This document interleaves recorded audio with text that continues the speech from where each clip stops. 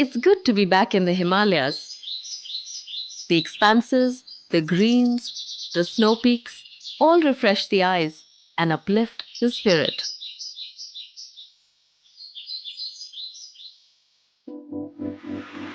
I reflect on my journey, which began several months ago. You are in Kulu, so Kulu is known as the Valley of the Gods. Devbhoomi, Haan the ji. land of the gods. Haan ji. Yes. Meru helped me in my exploration of this mythical landscape.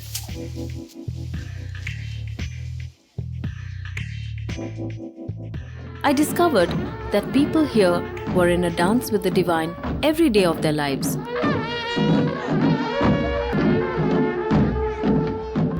Every village here was home to hundreds of gods and ancient village deities. For the locals, their deities were considered living gods. The gods of the valley walked and danced with their people and even spoke to them.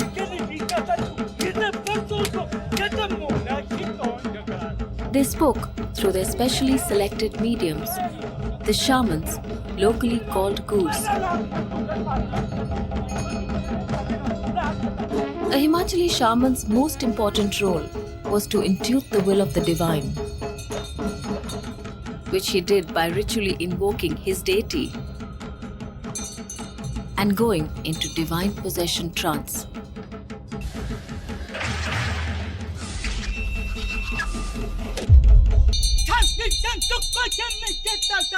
He would then speak, or as the locals believed, their god spoke to them.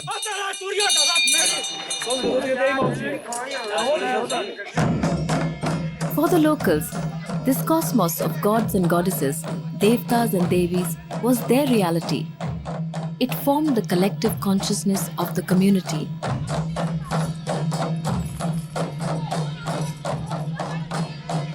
I discovered that the gift of getting into trance possession was a very essential aspect of being a shaman here, and this is what I sought to understand. A shaman was a medium and myth keeper, but what exactly was his importance in Himachali society? Meru explained that the shaman's importance lay in the involvement of the divine in the daily lives Like of on their Tuesday people. and Sunday, they have And he pooch offers there. to take me So for they a ask the pooch. questions. So What's all- a pooch? Pooch is like asking the question to the Devi. Meru took me to the temple of Sharvari Devi, the presiding goddess of Shuru village. Gur Hardyal, her shaman, began the pooch session by ritually invoking his Devi. Soon, he went into divine possession trance and was taken over by his Devi's spirit.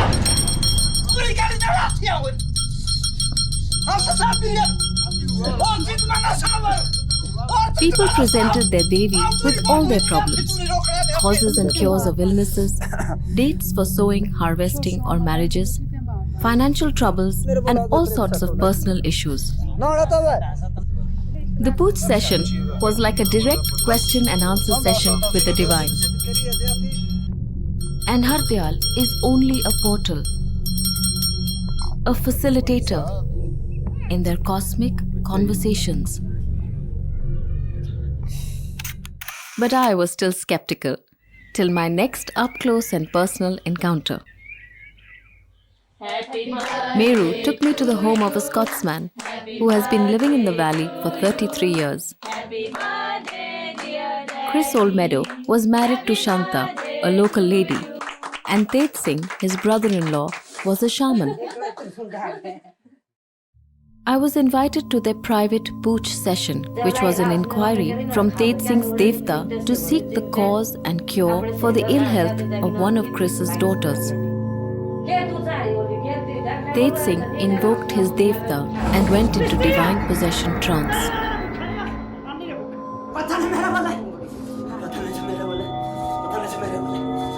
Suddenly, Tet Singh addressed me.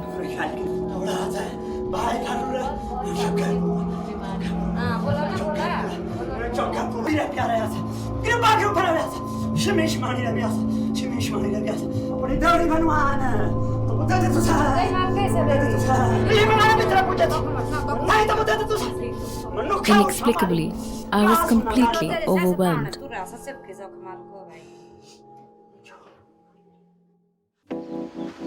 I was amazed. Det Singh had predicted that my ill health was the result of a spirit illness. So this is what I sought to explore next. Spirit illness and their cures.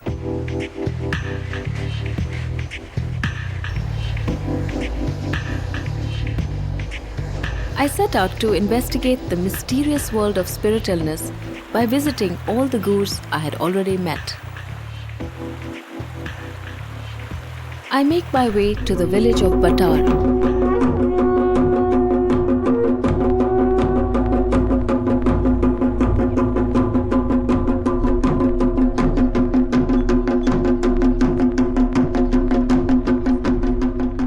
The presiding deity here is Devta Jamdagni Rishi.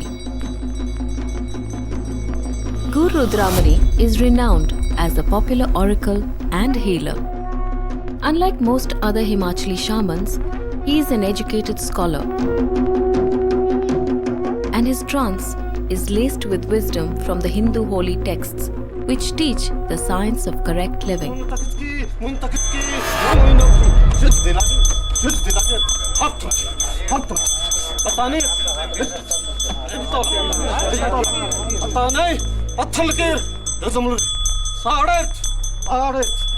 Srivani जय मां बोलू प्रमाण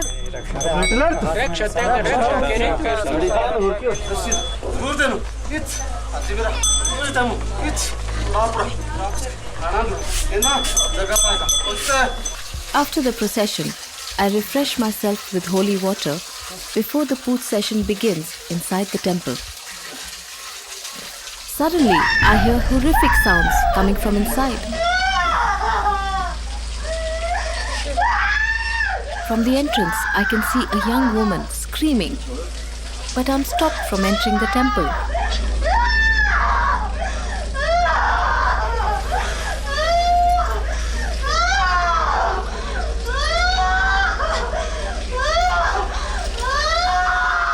Peeking from the window, I watch the mysterious proceedings.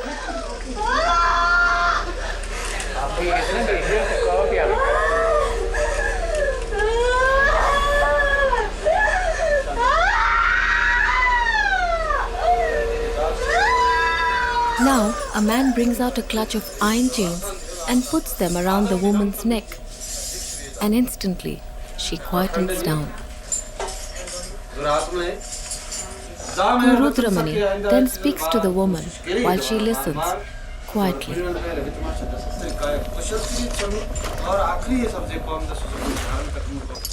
The iron chains are now removed.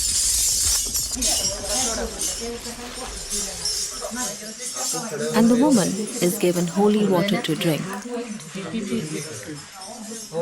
She seems completely fine now. This is my first intriguing experience of sacred healing. The lady leaves, refusing to talk to me. But now I am invited inside to watch the rest of the puja session. Guru Rudramani goes into divine possession trance.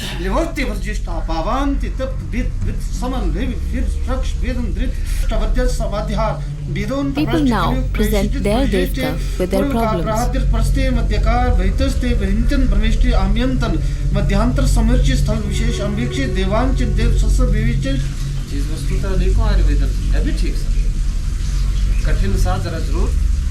The Devta speaks through Guru Rudramani and divinates the reason for the problem and suggests an appropriate remedy.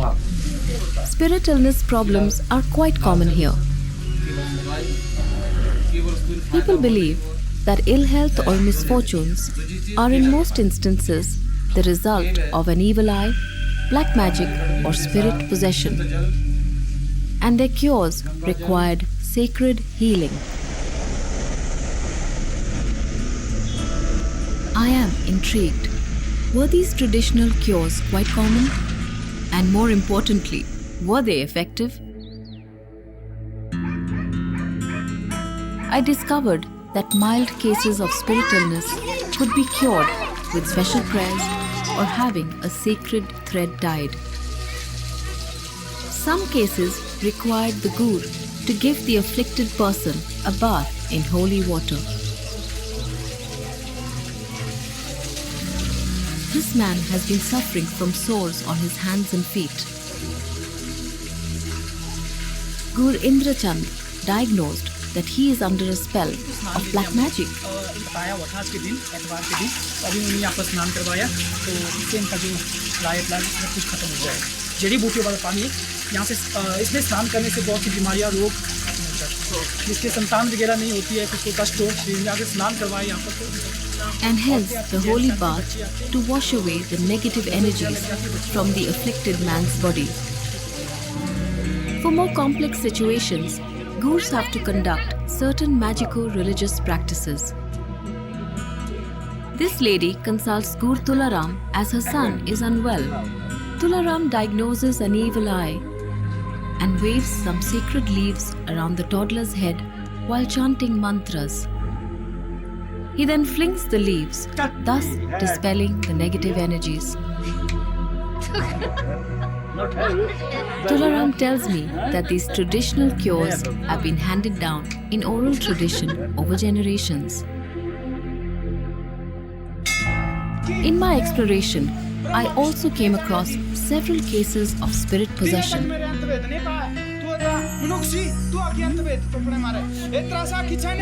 This lady has been suffering from a chronic disease for several months. While in trance, Gur Sunil announces it as a possession by an evil spirit.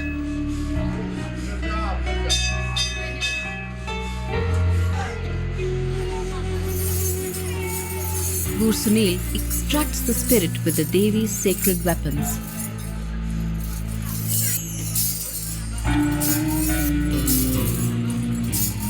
Some cases of spirit possession required an elaborate coconut sacrifice.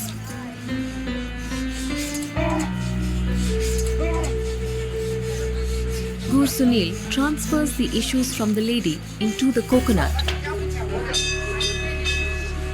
Then he destroys the coconut, thus dispelling the malevolent spirit that had possessed the lady. Finally, in the most extreme cases of spirit possession, the gur may conduct an exorcism. However, this phenomenon eluded my documentation. So after several weeks of unsuccessful attempts, I revisit Gur Hardyal, hoping he would help me with my quest. नमस्कार गुरुजी, thank you so much आपने चाय के लिए बुलाया। पूछना चाह रही थी कि उस दिन जैसे लोग पूछ के लिए आए थे, किस किस रीजन के लिए आते हैं? ऐसा ना जी, जब कोई बीमार होता है, हाँ जी, होता है, अच्छा, किसी की नर्सिंग की छाया पड़ती है, अच्छा, किसी की बिजनेस में क्या नहीं चलता है, अच्छा, और किसी के बच्चे नहीं होते हैं, अच्छा, तो उस करके माता के पास आते हैं। तो जैसे माता को जब वो पूछते तो फिर आप पहले आपको खेल आती है? पूछते तो ऐसा ना, जब माता के स्थान में बैठते हैं ना, तब पूजा करेंगे, उसके बाद खेल आएगी, तो तब माता के साथ लोग बात करेंगे, तब माता बताएगी, तो तब पुजारी बताएगा ऐसा ऐसा। और ऐसे अक्सर होता है कि आपने देखा है कि जैसे ये सब कार्य करने से लोग ठीक हो जाते हैं? हाँ, पक्का? मगर कितना परसेंटेज होता है कि जैसे? नहीं, ऐसा होता है जी, ये जब कोई लोग आते हैं जिसको विश्वास रहे तो बिल्कुल ठीक होता है, कोई परसेंट नहीं होता। Thank you, thank you, thank you. While Hardyal would seek permission from the Devi for me to film the exorcism, I visit the afflicted family to get their permission as well. पहले पोती बीमार हो गई, hospital ले गए, फिर उसको admit करके रखे, फिर उसके बाद पोता बीमार, फिर नूश बीमार हो गई, पहले लड़के को खाया, फिर बड़े को भी खाया, फिर लोगों ने बोला पार जाओ शुरू, और माता जी को फिर परसों गए थे हम माता जी के पास, फिर पूछा माता जी को, माता जी ने बोला चेले को ले आओ कल, हम दोनों बहन भाई। I am excited when the family graciously gives me permission to film their exorcism.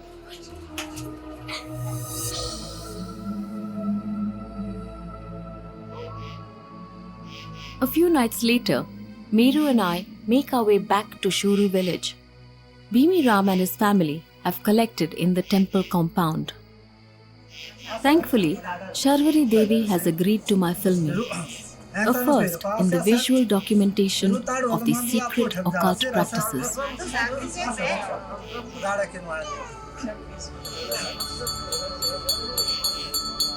Soon, the elaborate process of exorcism begins. Hardyal begins to ritually invoke his Devi. He rings the Devi's sacred bell.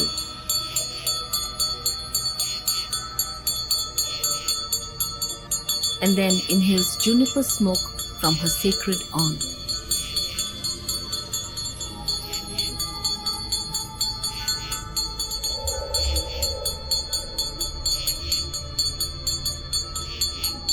He then puts some juniper leaves in his mouth and then plucks a hair so that he may intuit the will of the Devi appropriately.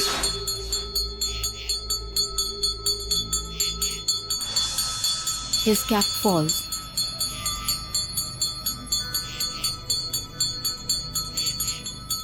And soon he goes into a divine possession trance.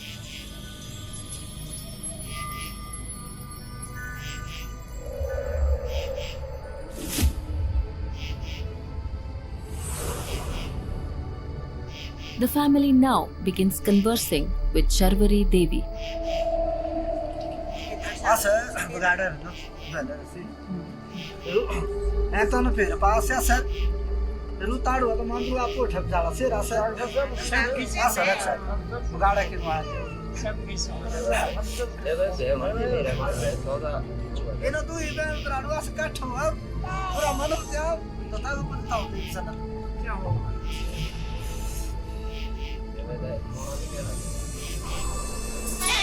Now a sheep is brought to Hardyal and he blesses it.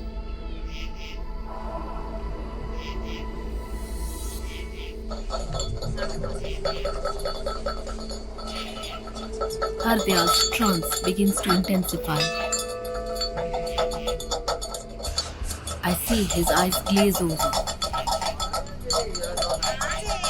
His persona seems to change. He picks up the clutch of iron chains and begins to beat himself.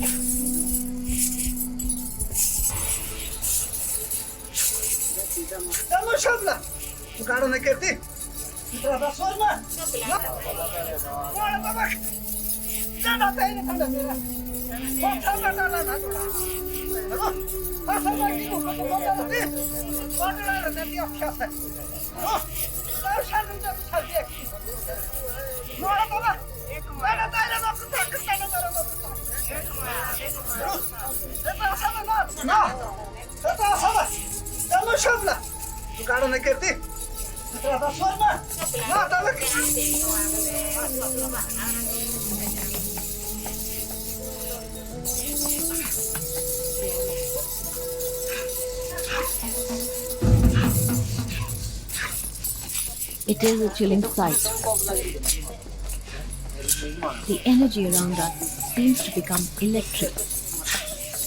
Meru explains that the Devi is battling with the spirit that afflicts the family. Hardyal takes a stem of a sacred plant and waves it around the family and then packs it onto the sheep. Meru explains that the Devi is transferring the evil spirit afflicting the family onto the sheep.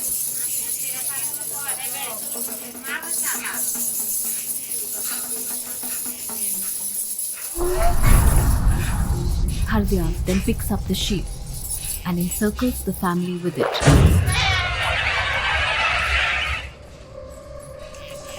And then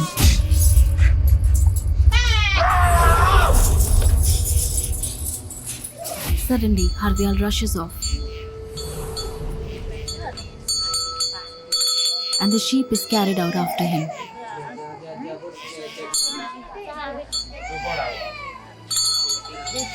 Soon, Hardyal comes back and begins to bless members of the family. With it, the Devi's sacred bell. The exorcism has been successfully conducted.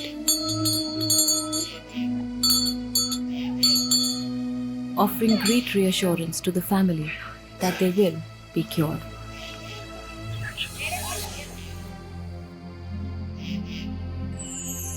As Meru and I make our way back, I pondered about all that I had just witnessed.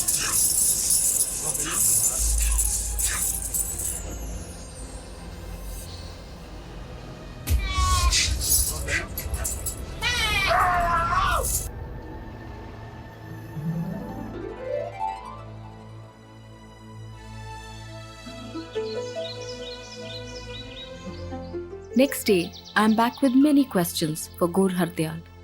तो thank you कि उस दिन देवी से permission मांग के हमने तो shoot कर लिया। क्या किया था वहाँ पर? जैसे वो भूत लगाया था ना, तो माता ने वो जैसे शंगल के साथ और बेड़ू के साथ वो भूत निकाल दिया उसको। शंगल आ गया था। तो हाँ जी। शंगल क्यों आया? सूर्य शक्ति से आती है हाँ, शंगल हाँ, से हाँ। माता, तो तब वो जैसे शंगल से माता आती है तो उस शंगल से माता के साथ वो भूत डर जाता है, वो तब वो भाग जाता है। और मैंने देखा था कि आपने भी जैसे बेड़ू उठाया था ना, आपने ऐसे उसको हाँ। काटा था। तो वो ऐसा जो वो काली रूप आता उस टाइम। अच्छा। हाँ, जैसे काली नहीं होती है, हाँ जी, हाँ जी। जैसे आपके कालका में है, जैसे और जगह काली है। तो उस टाइम जैसे आपके ऊपर इतना जो आता है, हाँ जी। तो आपको कुछ माँ को पता- क्या उसके बाद में बदन में कुछ दर्द? कोई कुछ नहीं भी- होता, कुछ कोई नहीं। बदन Meru tells Hardyal that Tej Singh had divined a spirit illness for me and that I would like to cross-check this prediction with Charvari Devi. कुल देवता होता है। Hardyal agrees to do a pogle for me, which is the most popular form of divination practiced here. छाया जलाई, भूत लगा दिया। भूत लगाया। हाँ जी।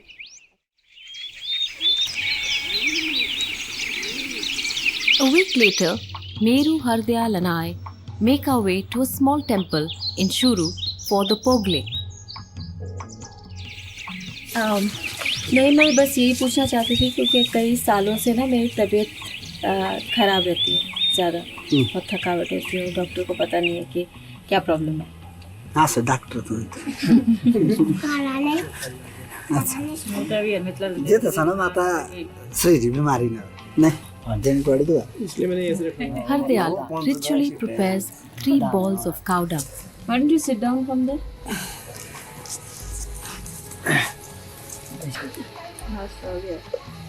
धुई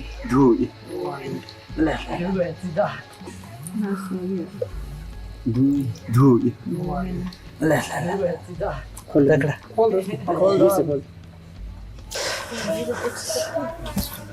He drops the balls into a pot of water and immediately 2 balls pop up simultaneously. ये ऊपर आया। तोड़ दो। I am surprised that I am a bit anxious about what the pogle would reveal. Beautiful. I open the first ball. It reveals flower petals. I am dismayed. Flower petals means an evil eye. Meanwhile, Meru opens the second ball, revealing juniper leaves. So that means you have some Some illness and some nazar. So both the things. are अच्छा। there. So तो- that's why both the things have come out. अच्छा, तो इसलिए दोनों आ गए चीजें। हाँ तो अभी इसका इलाज बताएंगे। इसका है वैसे इलाज बताऊंगा मैं। ऐसा ना देखिए जे तोड़ा तो आपको ठीक ये नहीं है कि नहीं, जे तो किसकी कमाना वाला तो आपको ठीक ये नहीं है। And Khalid is kitchen if you don't want to do anything then. You don't have to do anything. Hardyal makes another pogle of 3 balls. Once again, 2 balls pop up together. ये दो इसी में भी दोबारा भी बता सकते हैं। हाँ उनके नाम पूछने दे भी। I open the first, which again reveals flower petals. हाँ Meru opens the second with juniper leaves. तो मुझे अब क्या करना है गुरुजी? देवी का ही क्या नाम करना, पहले कहना देवी का इलाज, पहले देवी का इलाज, उसके बाद आप डॉक्टर का। दवाई का गुण भी लगेगा। अच्छा। बात तो देवी का इलाज क्या होगा? है वो तो देवी पूछनी पड़ेगी ना। आप दोबारा पूछ डालनी पड़ेगी। अब ऐसा ना एक धागा बना के दूंगा मैं आपको। I feel a sense of deja vu. Both Tej Singh and Hardyal have predicted that my ill health was the result of an evil eye. I decide to have the Devi's sacred thread tied. मैं आपको धागा बांधूंगा, बिल्कुल ठीक हो जाएंगे आप। अच्छा, ये धागा फिर ये बोलो। धागा रक्षा के लिए होता है, हाँ जी। कोई बीमारी से मारे, कोई भूत प्रेतों की नजर न लगती है, अच्छा तो इसलिए ये धागा बांधा, तो अच्छा। इससे कोई नजर न लगती है। Incredibly, I felt a sense of reassurance after having the sacred thread tied. After all, these sacred protective threads are a common practice in India and therefore held relevance for me. But how did sacred healing work and was it effective?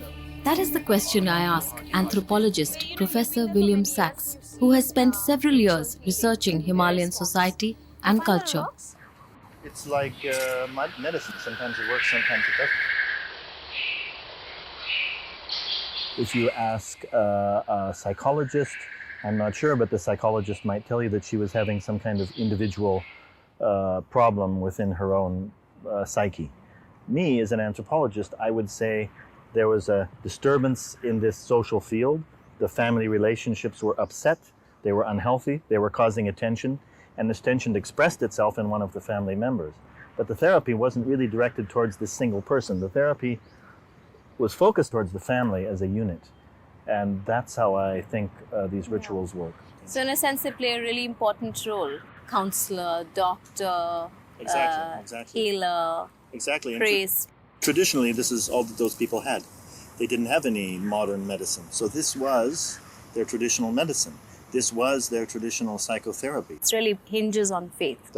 I think that's absolutely right, because the belief is actually essential for the cure or for the healing to work. Yes, What is that? sacred healing is powerful. It addresses not just the individual, but the family unit as well as the community as a whole.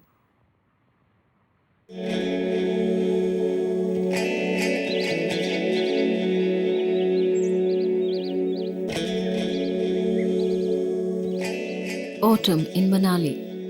Stunning. The breeze is cooler and the leaves have gilded. Apparently, this is a favorable period for occult practices here.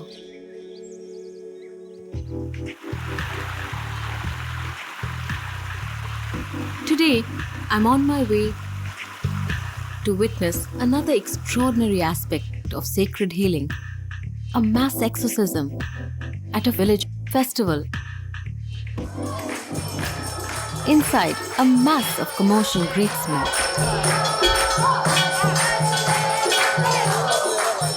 The temple is crowded with devotees, mostly women, joyfully singing hymns to the goddess.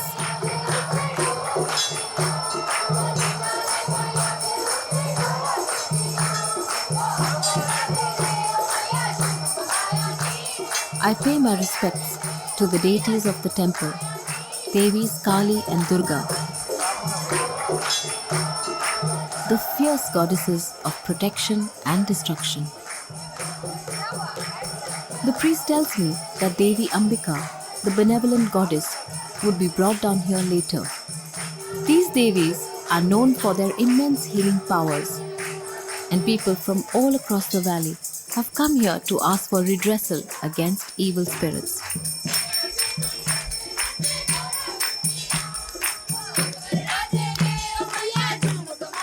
Inside the hall, I notice some ladies who are dancing passionately. Chris tells me that they are in a state of trance, believed to be possessed by evil spirits.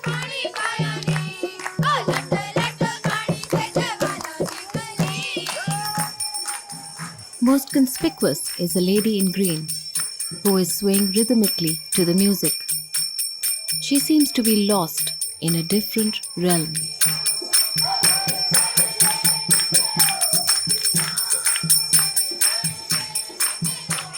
Others too are exhibiting peculiar behavior.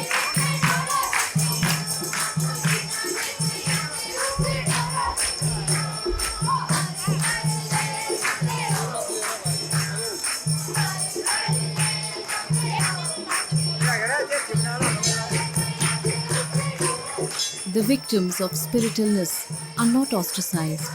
Instead, they find acceptance here with an enduring faith that they will be cured. Suddenly, the lady in green falls down, and I rush to her. Others merely look on.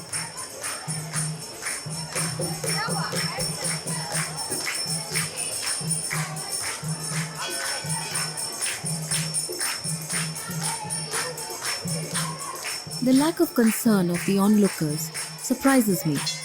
It is only later that I realize that such behavior is considered to be part of the healing process. Later, Tara consents to speak to me. आपके ऊपर खेल आता है। हाँ जी। कब आता है? ये जी और 10 साल हो गए जो 10 साल से खेला रहा है। हाँ जी। कब आता है खेल? ये अंधेरे जब बस कोई टाइम नहीं है सारा। के मंदिर आना तक आई कभी घर आया नहीं कभी राती आना कभी दिन आना बस। टाइम है नहीं इधर कोई भी। तो मैं गाँव वाले भेजे मंदिर जाना गाँव वाले भेज रहा। 12 रहा 10 साल हो गए। पर जब आपको खेला था आपको क्या लगता है? कुछ नहीं बस पता है ना क्या करता है। हाँ जी पता नहीं लगता वो प्रे हो जाएगा सर। पता नहीं लगता पर अंदर से महसूस होता है आपको दिल से जुड़ जाए। Though Tara is still awaiting a cure, Meena has been rewarded by the Devi for her perseverance and faith.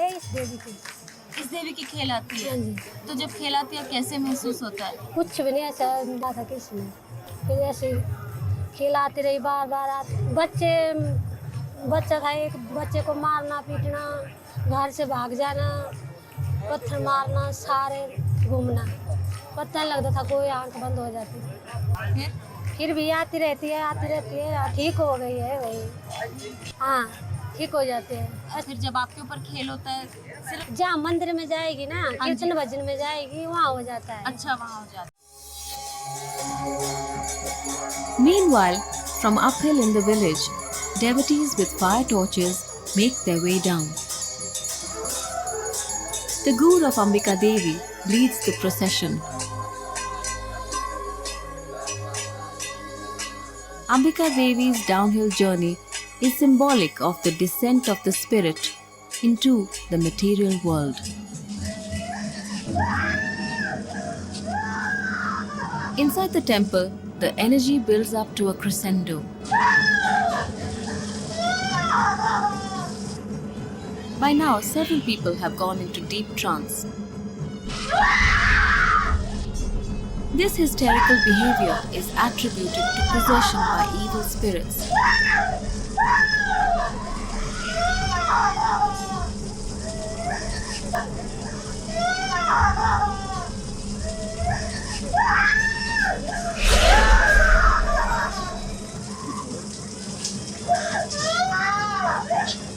And the public display of such behavior is completely acceptable.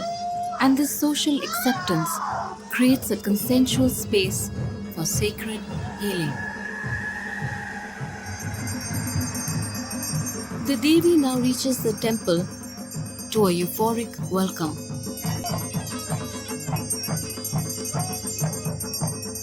The fire torches are thrown, symbolizing the purification that the Devi unleashes. The frenzy inside increases and soon transforms into wild abandon.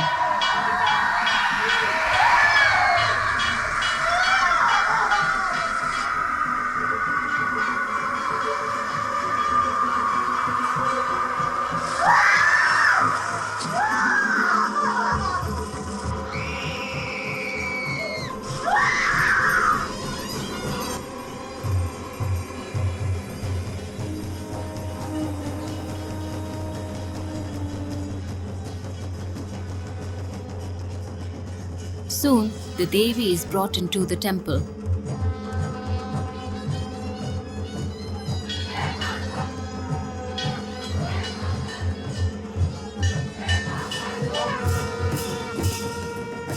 The Gurs now get the Devi's permission to begin the exorcism.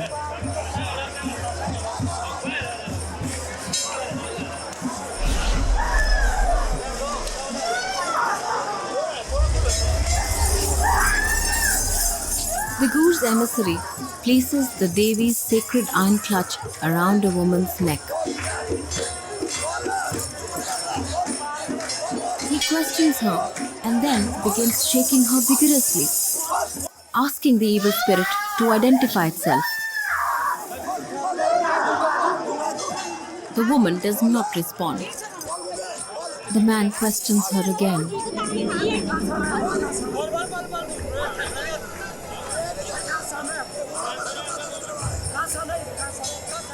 Finally, the spirit in the woman replies, frightened by the Devi's power and agrees to leave the woman's body.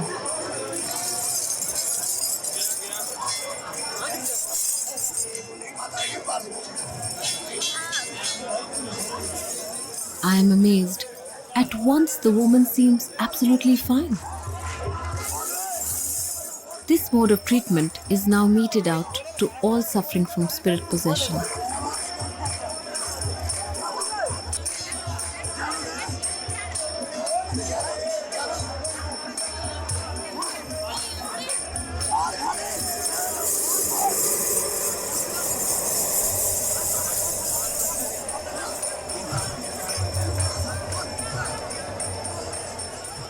As a spectator, I feel completely shaken up too.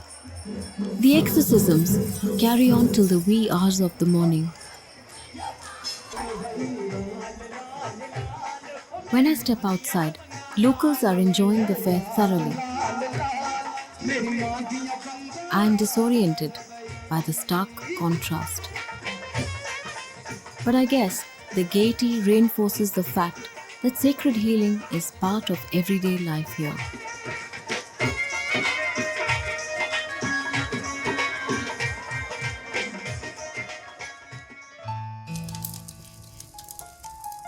Later, I ponder about the mass exorcism and the faith of the people in its healing power.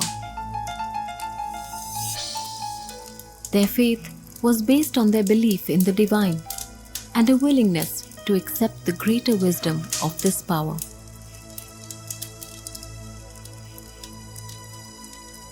Would I be able to do the same? I wonder.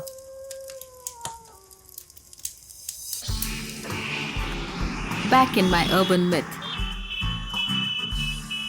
I look up Dr. Sudhir Kakkar again to get his perspective on sacred healing. This time, I show him a DVD of the Now exorcism. They are getting into a trance-like state, which is a state called disassociation. And this state is produced and encouraged by rhythmic shaking of the upper part of the body, music, drums. And this is true of everywhere, it's not only here.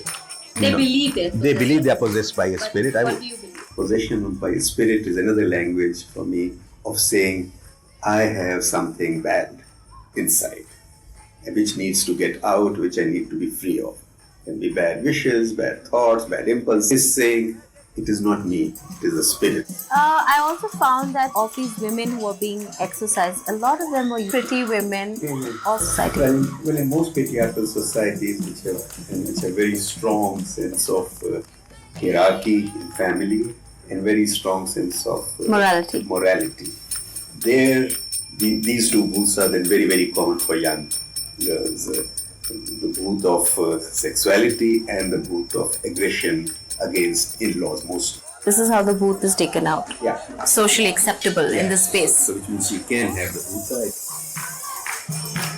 Part of the healing, because what the punishment is not being given to the person but to the booth. So then it is okay. One part of her is very, very glad that bad part of her is being punished and will be taken out. So she is quite okay with that. You feel always much better if you punish yourself for guilt. You know, there's like hundreds of people just watching. When you have something which are forbidden or you feel bad inside, you feel you are cut off. You are not only cut off from your good self, but you are also cut off from your community. So here it is being again integrated into the community. The community is saying you are all right, you are in the center of our attention, and that is a great curative part of it. So, what would you say then about these mass exorcism rituals? That they're effective? Much more effective than many modern parts of it, because first people believe in them, the whole community is involved, that part is getting out and all the good part is coming in from the Devi and the sacred part. So healing is much greater. A certain kind of ambience or energy is created with the collective consciousness, and it's very powerful because even as an outsider you can feel it. You are very right. And that is a very important ambience. It's not one isolated individual doing an isolated doctrine, but a whole community doing it.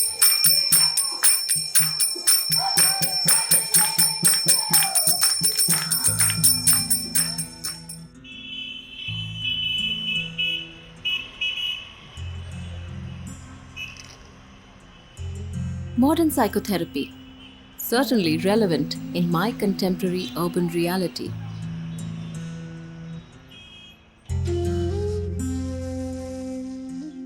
But in Devbhoomi, the norm is sacred healing, the blending of traditional methods of psychotherapy with the conscious experience of the divine. And shamans are the sacred healers, the doctors, priests, astrologers, oracles, psychotherapists, counselors, and transmitters of spiritual energies.